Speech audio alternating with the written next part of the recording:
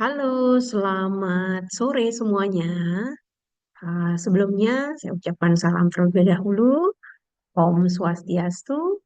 Assalamualaikum warahmatullahi wabarakatuh. Salam sejahtera untuk kita semua. Salam, nama budaya, salam kebajikan, rahayu. Ya, selamat sore di hari yang cerah ini gitu ya. Habis hujan-hujan jadi terasa sejuk. Di luar sana udara begitu dingin ya. Jadi selamat datang sekali lagi di video saya kali ini. Jadi hari ini kita akan membahas tentang relasi pendidikan dan kekuasaan. Nah, dalam video ini kita akan melihat nih nanti bagaimana pendidikan menjadi sarana penting dalam membangun individu dan masyarakat. Nah, tetapi juga bagaimana eh, dia dapat digunakan ya untuk mempertahankan atau bahkan menantang struktur kekuasaan ya melalui konsep dasar, nanti teori-teori yang relevan, kritiknya dan manifestasinya. Kita akan memahami bagaimana pendidikan tidak hanya mengajarkan ilmu, tetapi juga membentuk tatanan sosial dan politik gitu ya. Baik, jadi di sini di slide yang saya tampilkan ini sudah ada mind map sederhana ya tentang relasi pendidikan dan kekuasaan. Jadi kita akan bicara tentang konsep dasar di sebelah sini, nih. Kemudian ada teori yang relevan di bawah ini di ujung. Oke. Kemudian ada kritik dan alternatif dan kita juga akan bicara nomor 4 nih, pendidikan dan ideologi negara serta manifestasi relasi pendidikan dan kekuasaan itu sendiri. Nah, untuk lebih tahu apa saja sih yang dibahas di poin mind map ini, kita coba dulu untuk mencoba ke next slide. Nah, ini dia. Saya coba pindahkan wajah dulu. Atau kita taruh di tengah biar lebih jelas. Oke. eh di konsep dasar ya, di konsep dasar pertama-tama mari kita lihat dulu konsep dasarnya. Jadi pendidikan ini kan adalah proses yang tidak hanya mentransfer ilmu, tetapi juga nilai dan budaya ya, sehingga membentuk individu untuk berkontribusi dalam masyarakat.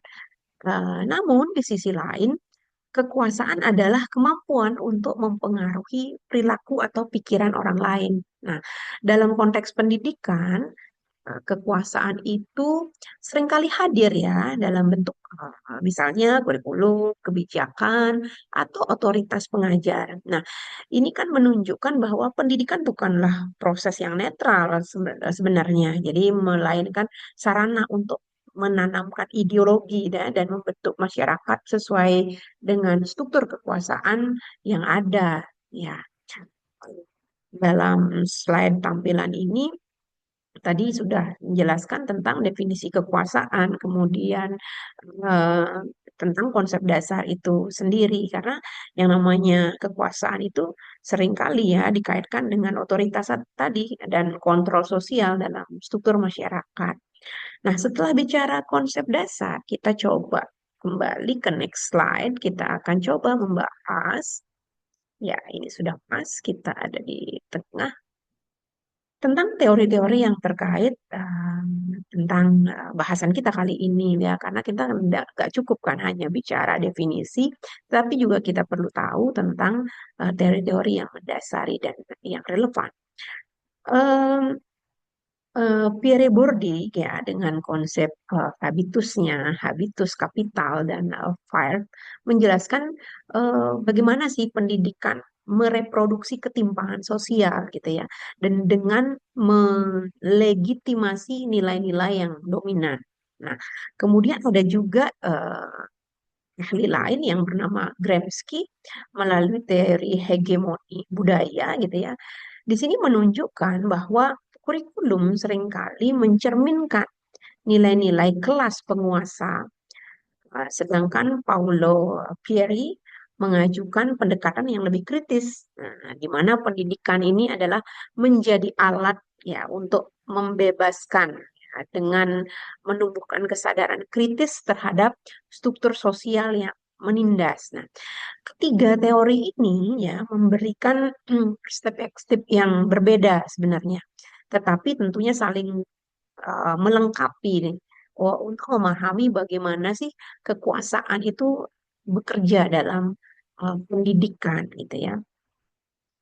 Oke, jadi memang kalau si Bordi gitu ya, dia berbicara pendidikan memang berfungsi sebagai sarana untuk membangun manusia yang berkualitas, mampu berkontribusi dia dalam masyarakat.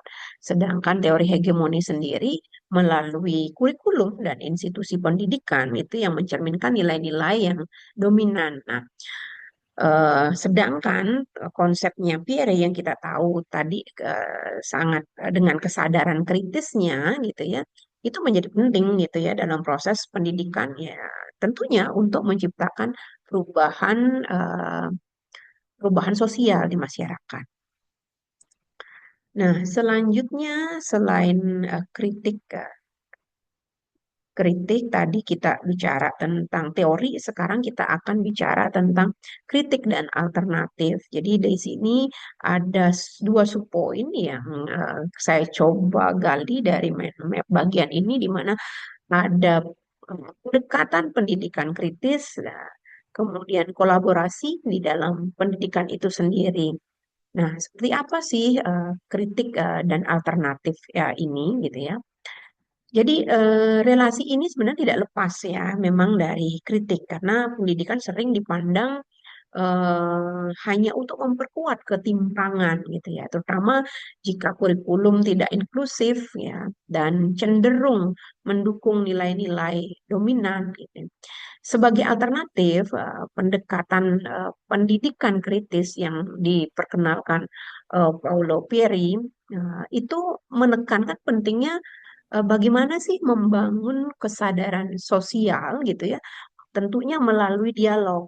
Nah, selain itu, kolaborasi antara sekolah, kemudian ada komunitas, ada mungkin kelompok-kelompok marginal, em, vulnerable group gitu ya, yang memang juga dapat menjadi solusi untuk menciptakan pendidikan yang lebih berkeadilan dan setara gitu ya.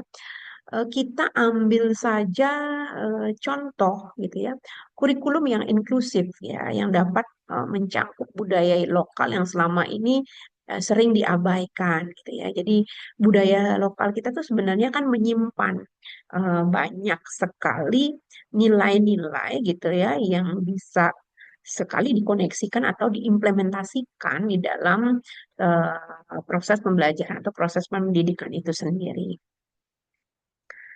Selanjutnya,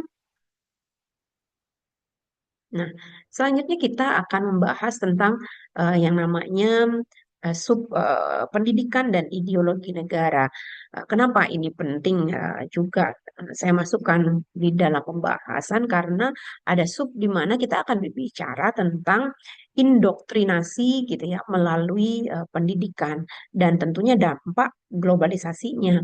Kalau indoktrinasinya itu kita akan bicara bahwa pendidikan sering dijadikan alat gitu ya untuk legitimasi kekuasaan melalui penanaman nilai-nilai.